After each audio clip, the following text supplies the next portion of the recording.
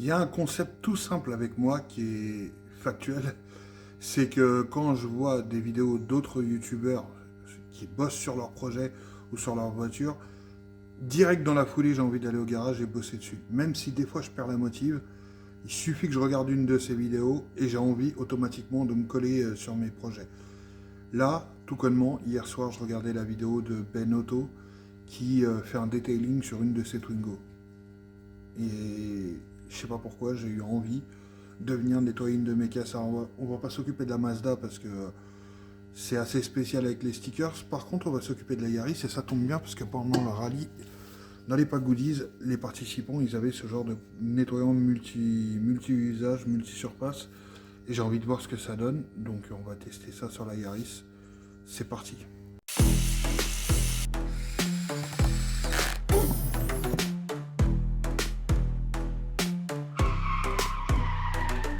Alors déjà, on va l'avancer un peu, histoire d'avoir un peu de place. Oui, c'est un merdier notoire dans mon garage pour circuler. Et on va virer ce numéro là que j'avais mis. C'était juste pour le délire. Un jour, je me suis éclaté à poser ça. C'est nul! C'était surtout aussi pour s'entraîner à poser ce genre de carrés qui sont pas super faciles à poser. Et bah on va l'enlever et puis on va lui passer un coup de nettoyage. D'abord, on va l'avancer. J'ai poussé la Mazda. Et c'est parti. Alors, je sais pas si je vais avoir besoin du décapeur thermique. Il n'est pas posé depuis longtemps, le truc. Normalement, il n'a pas super pris. Et ça devrait aller assez vite, je pense. Si je vois qu'il commence à se désagréger, à se disloquer en plusieurs parties, là, ça va pas traîner. Je vais prendre le décapeur. Pourquoi je ne l'ai pas pris tout de suite? Tout simplement, c'est que j'ai pas de prise qui arrive jusque là et ça va me demander d'aménager un petit truc. Mais ça, oups, doucement. Pas être trop pressé, mais ça a l'air de venir. Putain, je pourrais tirer la voiture juste avec le stickers. Je tiens les mains. Oups, la boulette! Doucement, ne soyons pas pressés, ça sert à rien. Plus je me précipiterai, plus il va se disloquer comme ça, moins ce sera facile de l'enlever. Ah mais attendez, je suis con. Bah il y a plus facile pour l'enlever. Oui bon, j'ai peut-être un peu utilisé le décapeur thermique. Bon, il me reste les petits morceaux là comme ça à enlever. Mais globalement, c'est enlevé. Je pense même qu'avec le produit de nettoyage, ça va le faire. On va tester ça. Je suis vraiment très curieux de voir ce que vaut ce nettoyant multi-usage, multi-surface. Un carrossier. Putain, c'est moi qui ai fait ça? Non, je pense pas. Avec un carrossier, il s'occupe de ça. Mais après, l'avantage, c'est que c'est une Iris et que la tôle, c'est du papier à cigarette. Bon, on verra. Là, j'en ai vu une en casse en boîte méca, donc tout ce qu'il me faudrait pour la passer en boîte méca, le faisceau, le calculo, la boîte. Mais le mec en veut 200 balles pour une boîte. Nique ta mère. Non, non. Désolé. Alors je suis peut-être resté à l'ancienne, mais moi, les boîtes que je vendais, par exemple sur des 1,8 comme ça, là, je les vendais même pas 70 balles. Même pas. Bon. Allez, go.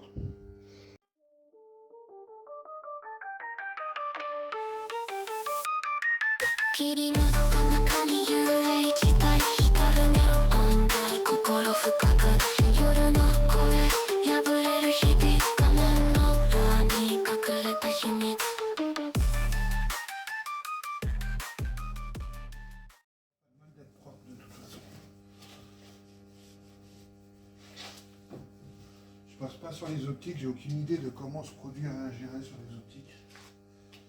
C'est plastoc.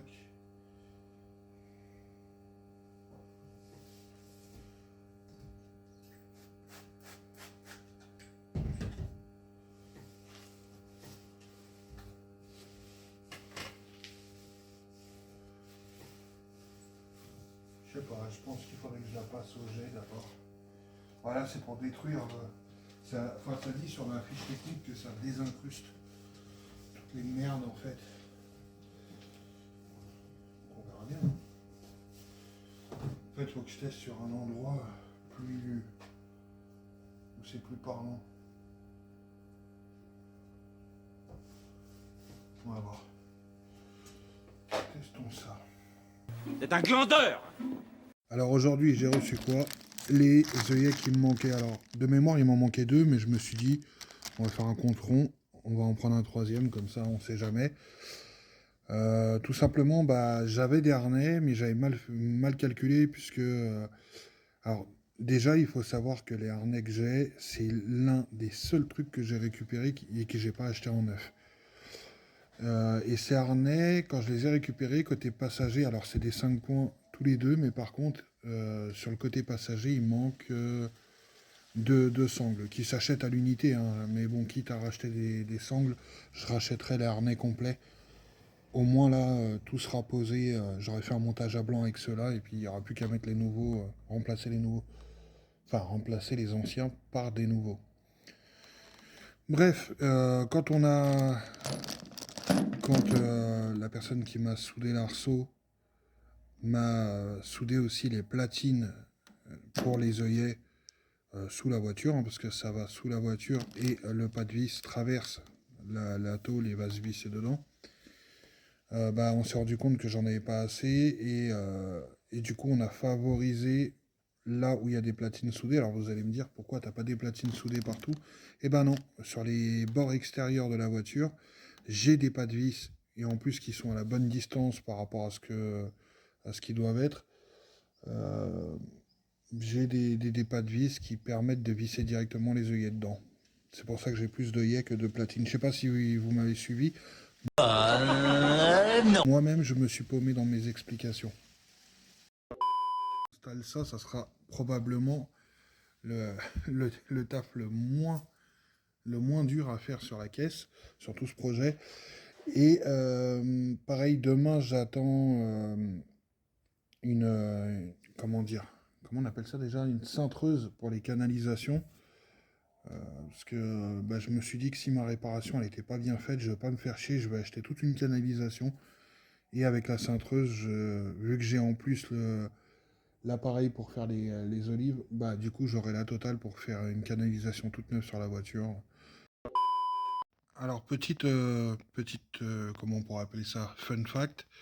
Je sais même pas si c'est fun, mais voilà. Non.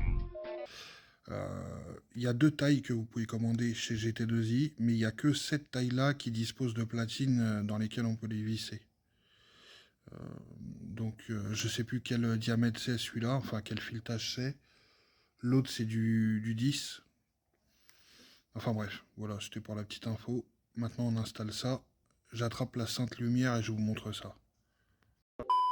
Alors là je vais y aller à tâtons, puisque je sais. Bah, la voiture est très proche du mur de gauche.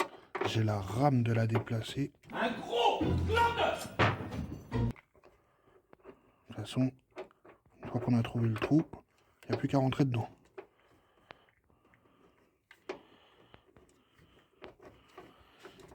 Et voilà, ça se visse. On lui est place dans le châssis de la caisse. C'est comme si c'était fait pour.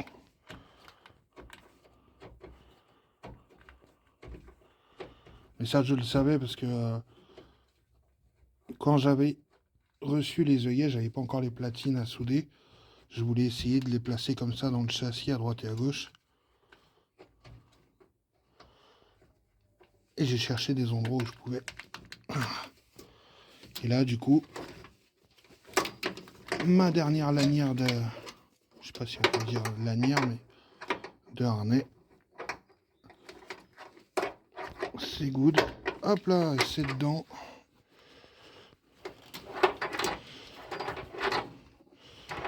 Voilà. Bah après, il n'y aura plus qu'à le régler hein, pour qu'il soit à la bonne distance partout. Enfin, qu'il soit adapté. Mais voilà. Donc de l'autre côté, c'est avec les œillets que je vous ai montré dans le point upgrade précédent. Là, avec celui que je viens de mettre. Et puis là, sur l'arceau. Petit truc aussi. Ma batterie m'a lâché, je pense. Parce que je l'ai laissé en charge 2 jours. Et puis, impossible de démarrer la caisse alors que... Avec la batterie d'un pote, elle est partie tout de suite, donc je pense qu'elle m'a lâché. Après, la batterie, ça fait 2-3 ans que je l'ai. Mais même si, bon, là où je suis un peu deg, c'est qu'elle n'a pas eu l'occasion de servir à des essais ou à du vrai roulage. Mais bon, je me doutais, de toute façon, ça n'aime pas rester à ne pas servir. ça n'aime pas rester un peu au froid. Et dans ce garage, je peux vous assurer que quand il caille dehors, il caille beaucoup plus en intérieur. Ça fait effet glaciaire un peu. Donc je savais qu'elle allait lâcher. C'est pour ça que j'ai pas pris direct une batterie dite perf qui coûte qui coûte une couillasse. Mais oui, c'est clair. Et que je me suis contenté d'une batterie. Je crois que même niveau ampérage, elle est un peu légère. Mais ça me servait juste à faire mes essais, mes installations. Et bon bah maintenant qu'elle est HS, enfin je pense qu'elle est HS et que la voiture est quasiment prête, bah on va s'acharner enfin on va s'exciter un peu sur une batterie perf. Qu'on puisse faire les essais, les premiers vrais essais dans des conditions optimales. Alors, le pas de vis, là, il est là. Je sais plus à quoi ça correspondait, ces pas de vis. Ça fait tellement longtemps que la voiture, elle est vidée. Par contre, moi, je suis droitier, donc là, il va y avoir mal donne. A few moments later. Voilà, alors il est installé. Par contre, là où il sert à rien pour le moment, c'est comme je vous ai dit, j'ai que 3 lanières de ce côté-là. Mais, vu que c'est un harnais avec les boucles qui permettent... Elle est où la boucle? Bonne question. Bon, bref. Attendez, j'en ai foutu. Ah oui, elle est là. Qui me permet de mettre les 5 points. Bah au moins l'œillet il est déjà en place. De l'autre côté aussi. Ça c'est fait. Voilà. Ah je l'ai maudit ces pétrolettes. C'est quoi le truc là? Vous voulez quoi? Vous voulez qu'on se batte? La modif la plus simple et la moins coûteuse au monde. The next day. Et donc voilà, ce matin j'ai reçu ma petite cintreuse pour les canalisations de frein. Je vais m'entraîner sur une canalisation que j'ai dans le coffre là, que j'avais commandé sur eBay, qui était étiquetée Mazda et qui était donnée pour être ma durite arrière gauche, enfin ma canalisation arrière gauche. En fait, elle n'était pas compatible, donc je vais m'entraîner là-dessus. Je vais checker ma réparation de canalisation. Si la réparation est bonne, dans un premier temps, ça suffira comme ça. Mais de toute façon, à terme, vu que j'ai ça, plus l'outil pour faire les olives, à terme, je vais refaire toutes mes durites parce que je suis pas partisan du taf à moitié fait dans le sens où, enfin, en termes de bagnole, je parle, en termes de méca. Là, il va falloir que pour refaire ma canalisation, il va falloir que je descende le réservoir. Alors, c'est pas dur du tout à faire là-dessus, mais il va falloir que je le fasse. Et donc, quitte à faire, à descendre le réservoir et à devoir refaire une canalisation, autant toutes les faire. Bien évidemment. Ça sert à rien d'en avoir une neuve et puis une. Allez, on change tout et puis c'est réglé, on revient plus dessus. C'est comme ça que je procède sur mes caisses. Mais en attendant, il va falloir que je m'entraîne, donc on va voir ce que donne cette cintreuse. J'en ai jamais eu. Alors c'était la moins chère du site GT2i. Pareil, je suis pas partisan d'acheter les premiers prix parce que l'outillage c'est essentiel d'en avoir du bon, sinon on a vite fait de foirer les matériaux sur lesquels on bosse. Mais là en l'occurrence, elle est déjà suffisamment quali pour mon usage et enfin en tout cas j'en ai discuté avec mon contact, on va dire, chez GT2i et il était d'accord sur le fait que ça c'est très bien. Il aurait pu essayer de me vendre la plus chère ou quoi. Non, c'est pas du tout le cas. Chez GT2i, quand ils vous donnent des conseils, c'est des conseils avisés et ils essayent pas de vous fourguer tout ce qu'ils ont. Voilà, c'était pour la petite pub. Bah, on va voir ce que ça donne. Je vais passer comme ça.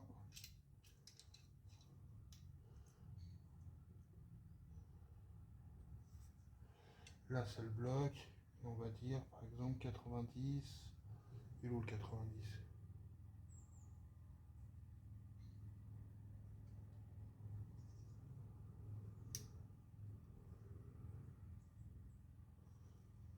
Ah.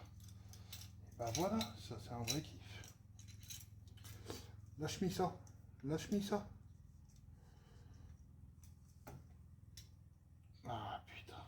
L'olive, elle casse les couilles. Hein. Et voilà, une canalisation bien cintrée. C'est de toute beauté.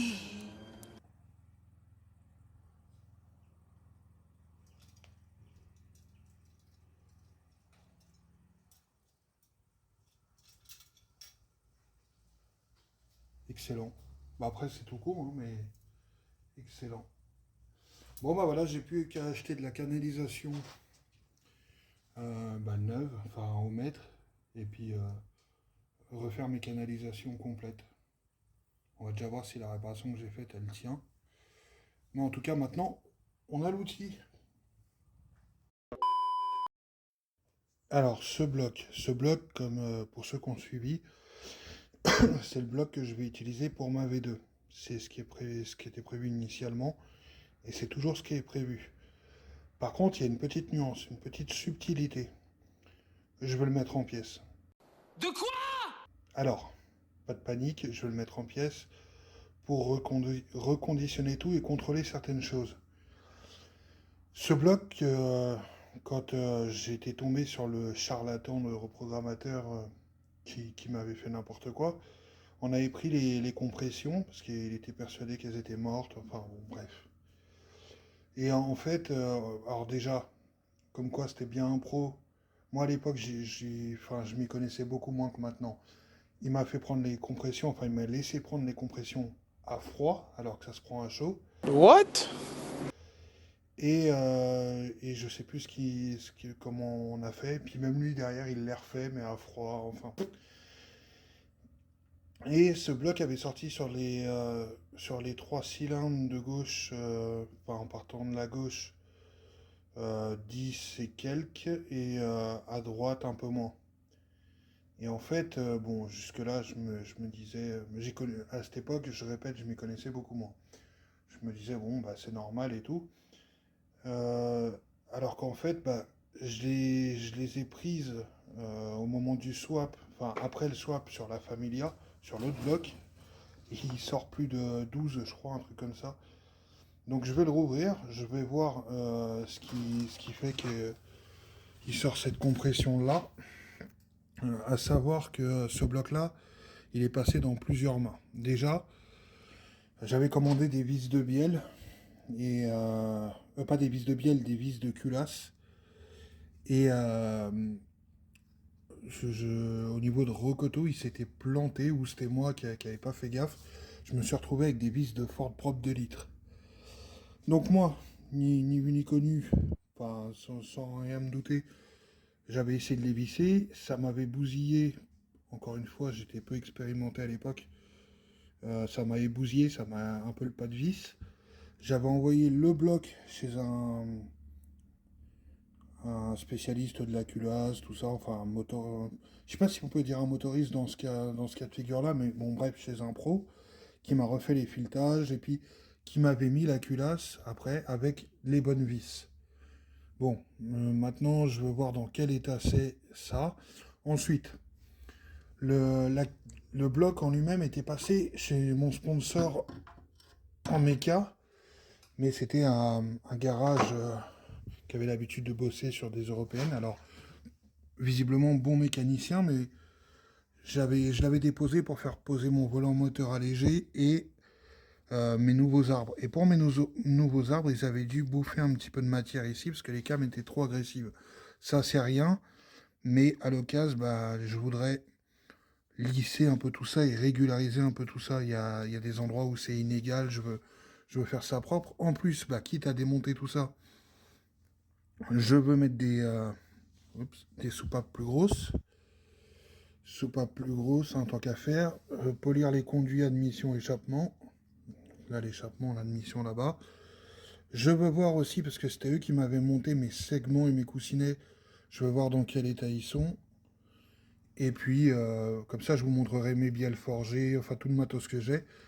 Et de toute façon, ce bloc-là, vu que c'est pour la V2, donc la version turbo, et que cette voiture est censée être une sorte de rivale, enfin d'interprétation de ce qu'aurait pu être la rivale des Impreza et des Evo, je vais le faire passer en 2 litres. Il faut savoir que ce bloc-là peut se réaliser jusque 2 litres 1. Moi, je veux rester 2 litres, c'est très bien. Donc, il me faudra des pistons plus gros. Ouais, logique. Donc, il y a pas mal de choses à faire. Alors, je sais pas si ça sera dans cet épisode-là ou celui d'après, mais on va le démonter complètement et on va faire un état des lieux un petit peu des pièces. Pareil, mon embrayage de stage 2 qu'il y a là-dedans, il n'est pas tout frais. Donc, on va tout redémonter, mettre les pièces proprement, bien triées, bien rangées. Attendez, je peux dézoomer là. Bien triées, bien rangées, et puis réunir tout ce qu'il faut, nouveaux joints de culasse, s'il y a besoin, un segment, mais je pense pas. Enfin, la totale. Et puis, bah si, il y aura besoin de nouveaux segments, parce que je veux prendre des pistons probablement plus gros. On va mesurer les bielles forgées que j'ai par rapport aux bielles d'origine, parce que ça, c'est quelque chose que je n'avais pas fait à l'époque. Encore une fois, j'étais vraiment novice de chez novice, même si là, je me prétends pas être un putain de mécano ou quoi, voire même pas du tout un mécano. Bah, il y a des notions que j'ai maintenant que j'avais pas avant. On va vraiment s'attarder là-dessus et faire les choses vraiment de A à Z. Donc, bah voilà, on va désassembler totalement ce moteur, désaccoupler la boîte, récupérer le volant moteur allégé et tout. Et puis, volant moteur allégé, bon, je vais racheter un embrayage, certainement un stage 3. On peut déjà le poser sur la V1. Qu'est-ce qu'on peut utiliser? Les arbres aussi, peut-être la culasse. Enfin, on va voir. Mais, quoique je dis ça, mais la culasse, elle va rester sur ce bloc-là. Je vais vraiment la préparer à côté. Par contre, j'ai une autre culasse, enfin j'ai un autre BP en pièces.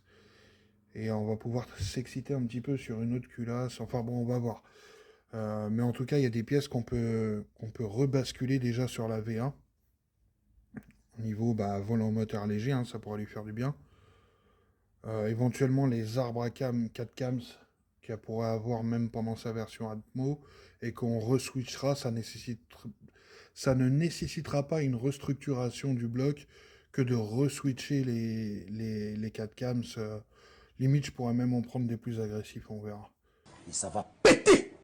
Bon, enfin bon, voilà, soit dans cet épisode-là, ce que honnêtement j'en doute, parce que j'aimerais y consacrer un épisode. Dans la prochaine vidéo, voilà, le prochain point upgrade, ça sera le démontage total de ce bloc. Je sais même pas si j'en ferai un vlog ou pas. Non, on en fera un point upgrade. Voilà, on démontera totalement ce bloc. Et puis on rangera dans des pièces en sécurité, bah, les bielles, tout ça. Les vis de bielle, j'avais pris des ARP, mais des ARP basiques, c'est-à-dire que je crois que de ce qu'on m'avait expliqué, hein, donc c'était la boutique. Comment elle s'appelait cette boutique déjà? Une boutique qui vendait de la pièce perf à Daumont, on pouvait même acheter du NOS, c'était dingue. Non, c'était pas à Daumont. Ah, je sais plus, c'était dans le 95, mais je sais plus où. Bref. Il m'avait expliqué dans ce magasin-là que sur les vis de bielle ARP, enfin les vis ARP, si on prend l'entrée de gamme, entre guillemets, hein, parce que ça reste quand même de l'ARP, c'est des vis qui vont s'étirer, elles ne sont pas réutilisables. Par contre, si on monte en gamme, bah, elles sont réutilisables. Alors je vous parle de ça, moi c'était cette info-là, je la tiens d'il y a plus de 20 ans en arrière. Maintenant on a évolué, les connaissances en termes de prépa ont évolué. Est-ce que c'était des conneries? Est-ce que c'est vrai? Ça sera vérifié. Mais de toute façon, je ne veux pas prendre le risque pour des vis de bielle, j'en rachèterai d'autres. Enfin bref. Une des prochaines étapes du point upgrade, ça va être... Enfin, un des prochains points upgrade va être la démonte de ce moteur-là et la mise en pièces. Bon, comme en début d'épisode, j'ai pas pu vous montrer si le produit était efficace ou pas. Et moi-même, j'ai pas pu le voir parce que bah, j'avais pas lavé la voiture avant. On va tester en laissant agir le produit sur 2 étriers. J'avais des vieux étriers qui traînaient, bien crasse-pouille, bien incrustés. On va tester ce produit, on va voir ce que ça donne.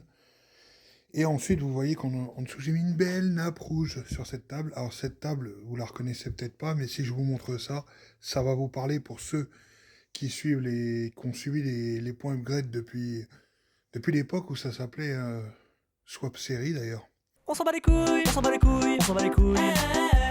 Enfin bref, c'est là où j'avais assemblé tout mon train arrière avant de le monter sur la voiture, donc le montage à blanc pour tester toutes les pièces.